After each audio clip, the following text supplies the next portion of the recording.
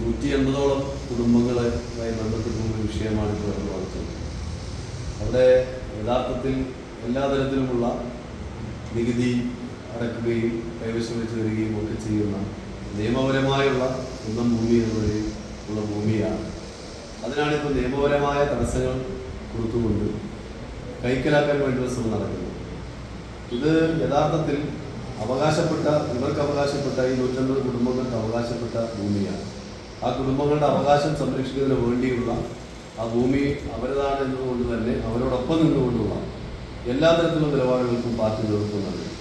ഇത്തരത്തിൽ ചില മാഫിയകൾ ഇതുപോലെ കേസുകൾ നൽകിക്കൊണ്ട് പലയിടങ്ങളിലും ഭൂമി കൈക്കലാക്കാൻ വേണ്ടിയുള്ള ശ്രമം വലിയ രൂപത്തിൽ പലയിടങ്ങളിലും ഈ ജില്ലയുടെ വിവിധ ഭാഗങ്ങൾ നടന്നു വരുന്നതായി നമുക്ക് കാണാൻ കഴിയുന്നുണ്ട്.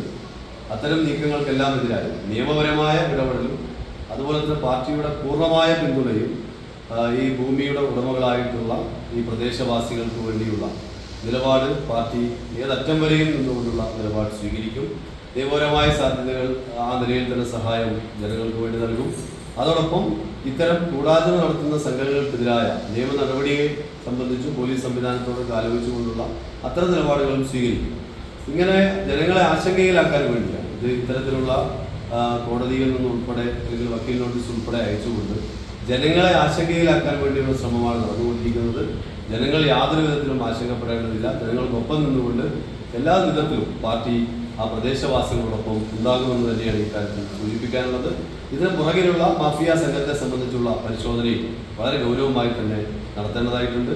നിയമപരമായ വശം കൂടെ പാർട്ടി പരിശോധിച്ചുകൊണ്ട് അത്തരത്തിലുള്ള കാര്യങ്ങളൊക്കെ പാർട്ടി പറയും.